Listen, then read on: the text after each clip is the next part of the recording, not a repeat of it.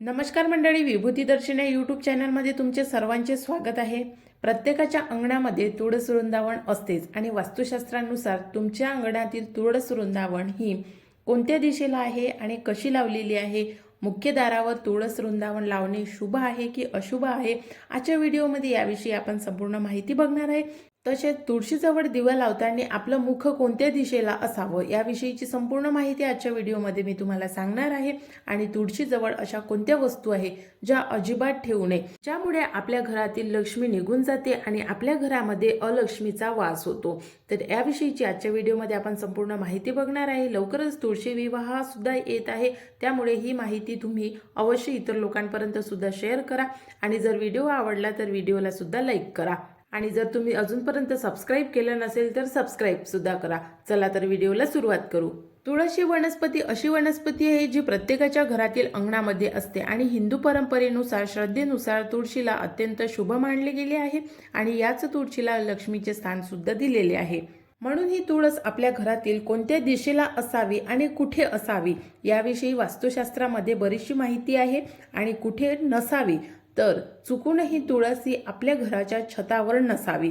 वास्तुशास्त्रानुसार असे केल्याने घरातील सदस्यांना याचा अशुभ परिणाम भोगावा लागतो. त्यामुळे तुळस वृंदावन हे कधीही आपल्या घराच्या छतावर नसावी. ज्योतिषशास्त्र सांगतं की ज्या व्यक्तीच्या कुंडलीत बुध ग्रह पैशाशी संबंधित असेल त्यांनी छतावर कधीही तुळस ठेवू नये. जर त्यांनी छतावर तुळस ठेवली असेल किंवा त्यांच्या घरावर तुळस असेल तर अशा व्यक्तीला आर्थिक नुकसान होण्याची जास्त शक्यता असते. त्यामुळे अशा लोकांनी आर्थिक नुकसान होऊ नये आणि आर्थिक अडचणीत पडू नये. कारण जर अशा प्रकारच्या आपल्या घरामध्ये वास्तुदोष असतील तर मग आपल्यावर कर्ज वाढतं, आर्थिक नुकसान आपलं जास्त होतं. त्यामुळे घरातील जे वास्तुदोष असेल ते दूर करण्यासाठी वास्तुशास्त्राचा सल्ला घ्यावा आणि आपल्या घरातील जेही वास्तुदोष असेल ते व्यवस्थित करून घ्यावे. तसेच तुळस आपल्या घराच्या छतावर असल्यामुळे काय होते तर आपल्या घराच्या छतावर जर तुळस असेल तर उत्तर दिशेला मुंग्या जास्त बाहेर पडतात. म्हणून जर तुम्हाला मुंग्यांचं शास्त्र माहीत नसेल तर अवश्य मी त्यावर एक व्हिडिओ बनवेल आणि काय होते तर त्या व्हिडिओमध्ये त्याविषयी संपूर्ण माहिती सांगेल. म्हणून जर तुमची तुळस घराच्या वर असेल, छतावर असेल तर कुठेतरी वरच्या दिशेला असेल तर उत्तर दिशेकडून मुंग्या जास्त येतात आणि तुमच्या घरामध्ये वर्षभर मुंग्यांचा म्हणजे पोळ्यात मुंग्या होणे, कणकेत मुंग्या होणे किंवा मग साखरेत जास्त मुंग्या होणे यासारखे प्रकार वर्षभर चालू राहतात. हे का बरं होते तर यासाठी मी स्पेशल व्हिडिओ बनवेल आणि त्या व्हिडिओमध्ये संपूर्ण माहिती सांगेल. त्यानंतर तुळस कोणत्या दिशेला नसावी तर दक्षिण आणि दक्षिण पश्चिम या दिशेला तुळस कधीही नसावी. या दिशेला जर तुळस असेल तर तुम्हाला आर्थिक नुकसान जास्त होते. तुम्ही सदा सर्वदा चणचणीत असता, तुम्हाला कधीही पैशाची गरज पडते आणि त्यासाठी मग तुम्हाला व्याजाने पैसे घ्यावे लागतात, तुम्हाला पैसा पुरत नाही. तर वास्तुशास्त्रानुसार तुळस जर तुमची दक्षिणेला किंवा दक्षिण पश्चिमेला असेल तर यासारखे प्रकार घडतात. आणि तुळस मग कोणत्या दिशेला असावी जेणेकरून आपल्याला या सर्व प्रश्नांमधून बाहेर निघता येईल. तर तुळशीच्या रोपासाठी उत्तर दिशा ही सर्वोत्तम दिशा मानली जाते आणि उत्तर दिशा ही कुबेराची दिशा आहे. त्यामुळे उत्तर दिशेला तुळस लावावी. आणि जर तुम्ही उत्तर दिशेला तुळस लावू शकले नाही तर मग ईशान्य दिशेला तुळस लावावी आणि नाही तर मग पूर्व दिशेला तुळस लावावी. यापैकी तीनही दिशा या शुभ दिशा आहे. त्यामुळे उत्तर, ईशान्य आणि पूर्व या तीन दिशांमध्ये तुळस असली पाहिजे. तर या ज्या दिशा आहे या तिन्ही दिशा अतिशय शुभ दिशा आहे. त्यामुळे या तीन दिशेला तुळस अवश्य लावावी. आणि तुळस लावताना ती कोणत्या दिवशी लावावी तर गुरुवार हा सर्वोत्तम दिवस आहे. कारण गुरुवार हा भगवान विष्णूचा दिवस आहे, तसाच माता लक्ष्मीचा दिवस सुद्धा आहे. म्हणून गुरुवार या दिवशी तुळस लावणे शुभ मानले जाते. यामुळे तुमच्या घरामध्ये सुख, शांती, समृद्धी नांदण्यासाठी मदत होते. म्हणून तुम्ही कधीही जर तुळस लावत असाल तर ती तुळस गुरुवार या दिवशीच लावावी. आता तुळस या दिशेला लावावी, पण तुळस कशी लावावी तर तुळस ही जमिनीमध्ये लावावी का तर नाही. तुळस ही तुम्ही जमिनीमध्ये सुद्धा लावू शकता, पण तुळशीचं रोप हे असं रोप आहे की जिथे आपण सकाळ संध्याकाळ दोन्ही वेळी दिवा लावतो, अगरबत्ती लावतो. त्यामुळे तुळशीचं रोप हे जमिनीवरून निदान 1 ते 2 फूट उंच असावं. म्हणून तुळस वृंदावन ही एखाद्या कुंडीमध्ये किंवा तुळशी वृंदावनामध्ये लावलं जाते. त्यामुळे तुळस कधीही लावताना तुळशी वृंदावनामध्येच लावावी, नाहीतर मग एखाद्या छानशा कुंडीमध्ये लावावी. वास्तूच्या मूलभूत नियमानुसार तुळस वृंदावन जिथे ठेवतो आपण ती जागा कधीही स्वच्छ, नीटनेटकी आणि मोकळी असावी. तिथे कोणत्याच प्रकारची झाडांची किंवा इतर कोणत्याही वस्तूंची गर्दी नसावी आणि ज्या ठिकाणी आपण तुळस लावतो तिथे तुळशीच्या रोपाला ऊन, वारा, पाऊस मिळतो की नाही ही जागा पाहूनच त्या ठिकाणी तुळस वृंदावन लावावं आणि तुळस वृंदावन हे कधीही आपल्या अंगणामध्ये लावावं. पूर्वीच्या काळी तुळशी वृंदावन हे प्रत्येकाच्या अंगणामध्ये असायचं. जागेची कमतरता नव्हती. शहरामध्ये जरी असलो तरी जागेची कमतरता नव्हती. आता शहरामध्ये खूप सारी गर्दी झालेली आहे, त्यामुळे फ्लॅट सिस्टीम वाढली आहे आणि फ्लॅट सिस्टीममध्ये अंगण सापडत नाही. त्यामुळे तुळशी वृंदावन हे बाल्कनीत ठेवले जाते आणि ज्या दिशेला आपली बाल्कनी असेल त्याच ठिकाणी मग आपल्याला तुळशी वृंदावन ठेवावं लागते. तर ही चुकीची गोष्ट आहे. त्यामुळे वास्तुशास्त्रानुसार तुळशीची जी दिशा ठरवलेली आहे त्याच दिशेला आपल्या घरातील तुळशी वृंदावन असावं, जेणेकरून आपल्या घरामध्ये कोणत्याही प्रकारची आर्थिक, आरोग्याची किंवा इतर कोणतीही सुखशांतीची कमतरता नसावी. त्यामुळे तुळशीची जी दिशा आहे त्याच दिशेला तुळस वृंदावन ठेवावं.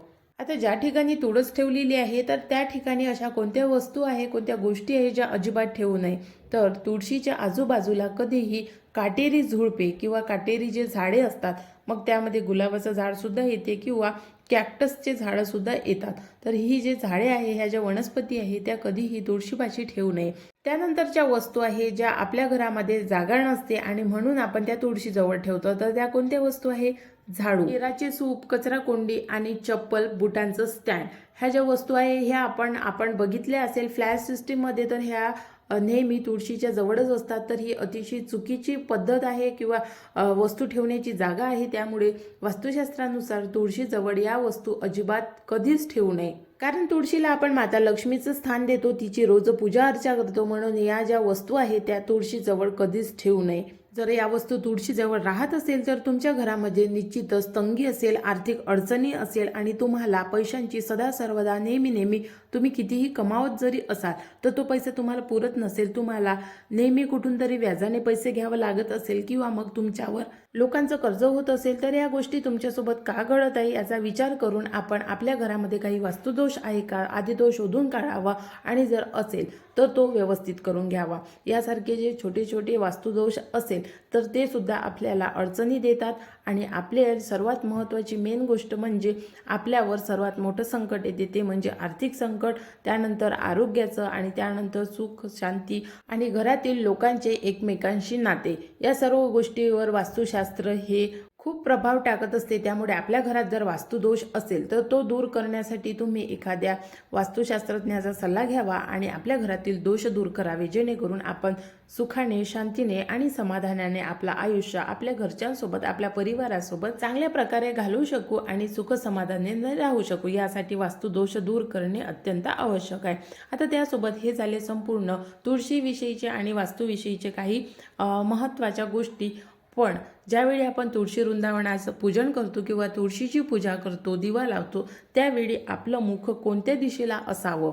आता आपण आपल्या अंगणातील तुळस कोणत्या दिशेला ठेवलेली आहे तर त्यानुसार आपलं मुख त्या दिशेला जाते. तर तुम्ही जर पूर्व दिशेला तुळस ठेवली असेल तर मग आपलं मुख हे पश्चिमेला जाईल. तुम्ही जर उत्तरेला तुळस ठेवली असेल तर आपले दिवा लावण्याची जी पद्धत आहे, आपलं मुख हे दक्षिणेला जाते आणि जर आपली तुळस ही ईशान्य दिशेला असेल तर मग आपलं मुख हे नैऋत्य दिशेला जाते. तर सर्वात शुभ कोणती दिशा आहे तर पूर्व आणि पश्चिम ही दिशा सर्वात शुभ आहे. तर त्यामुळे आपण कधीही दिवा लावताना आपलं मुख हे पश्चिमेला असावं आणि दिव्याची वात नेहमी उत्तर दिशेला असावी. उत्तर आणि ईशान्य ही जी दिशा आहे ही कुबेराची दिशा मानली जाते, त्यामुळे दिव्याची वात ही नेहमी उत्तर दिशेला असावी. तर अशा प्रकारे वास्तुशास्त्रानुसार तुळशी वृंदावनाचे खूप जास्त महत्त्व आहे आणि आपल्या घरातील तुळशी वृंदावन, आपल्या अंगणातील तुळशी वृंदावन हे कशा पद्धतीचे आहे, कुठे ठेवलेले आहे आणि आपण त्याची पूजा कशी करतो यावरून आपल्या आयुष्यावर त्याचा प्रभाव पडत असतो. आणि त्यामुळे वास्तुशास्त्रानुसार ही जे आजच्या व्हिडिओमध्ये तुम्हाला संपूर्ण माहिती दिलेली आहे, शोधा की तुमचं तुळशी वृंदावन कसं आहे, कोणत्या दिशेला आहे आणि तुम्ही पूजाविधी करताना कोणत्या पद्धतीने करता. आणि ज्या घरामध्ये तुळशी वृंदावन ही योग्य दिशेला असेल आणि सकाळ संध्याकाळ त्या तुळशी वृंदावनाची पूजा अर्चा होत असेल, विधिवतपणे तुळशीजवळ दिवा लावण्यात येतो तुपाचा नाही तर मग साधा तेलाचा दिवा लावला तरी चालतो. प्रत्येक वेळी तुपाचा दिवा लावला पाहिजे असं नाही. तुळशी वृंदावनाजवळ आपण रोज तेलाचा दिवा लावावा. पौर्णिमा असेल, अमावस्या असेल किंवा एखादी शुभतिथी असेल अशा वेळीच तुपाचा दिवा लावावा. आणि जर तुमच्या अंगणामध्ये तुळशी वृंदावन नसेल तर मग अवश्य तुम्ही आजच्या आजच तुळशी वृंदावन आपल्या अंगणामध्ये, तुळशीचं रोप आपल्या अंगणामध्ये लावावं. कारण तुळशी ज्या घरामध्ये आहे त्या घरामध्ये निश्चितच लक्ष्मीचा वास असतो. आणि तुळशीजवळ रोज रांगोळी का टाकावी यासाठी मी स्पेशल व्हिडिओ बनवलेला आहे. तो जर व्हिडिओ तुम्ही अजूनपर्यंत बघितला नसेल तर नक्की बघा. आपल्या अंगणामध्ये रोज रांगोळी का टाकावी, तुळशीजवळ रांगोळी का टाकावी, तिचे फायदे काय आहे, तिचे महत्त्व काय आहे आणि तुळशीजवळ रांगोळी का टाकली जाते, तुळशीजवळ रांगोळी कशी टाकावी याची संपूर्ण माहिती तुम्हाला त्या व्हिडिओमध्ये दिलेली आहे. आणि अतिशय सुंदर माहिती आहे. ती माहिती जर तुम्ही ऐकली तर तुम्ही निश्चितच आपल्या अंगणामध्ये रोज रांगोळी टाकाल. वास्तुशास्त्रानुसार दारापुढे रोज रांगोळी का टाकावी हा तो व्हिडिओ आहे. नक्की बघा आणि अवश्य तुम्ही रोज आपल्या अंगणामध्ये रांगोळी टाका. ज्या अंगणामध्ये रांगोळी टाकल्या जाते त्या घरामध्ये रोज लक्ष्मीचा वास होतो आणि त्या घरामध्ये प्रसन्नता नेहमीसाठी सदा सर्वदा टिकून राहते. तर आजचा व्हिडिओ आशा करते तुम्हाला आवडला असेल. जर व्हिडिओ आवडला असेल तर व्हिडिओला लाईक करायला अजिबात विसरू नका आणि सोबतच आपल्या विभूती दर्शन या यूट्यूब चॅनलला सबस्क्राईब करा आणि बेल आयकनला प्रेस करा. इतर लोकांपर्यंत हा व्हिडिओ शेअर करा. आणि जर तुम्हाला काही प्रश्न असतील तर ते सुद्धा तुम्ही मला कमेंट्स बॉक्समध्ये विचारू शकता. आणि वास्तुशास्त्रानुसार तुमच्या घरामध्ये जर काही वास्तुदोष असेल तर ते दूर कसे करावे यासाठी तुम्ही मला कमेंट्स करा. त्याच्यावर सुद्धा मी नक्कीच व्हिडिओ बनवेल. आजचा व्हिडिओ तुम्हाला कसा वाटला नक्की सांगा. आजचा व्हिडिओ बघितल्याबद्दल खूप खूप धन्यवाद. नवीन व्हिडिओमध्ये नवीन माहितीसोबत लवकरच भेटू.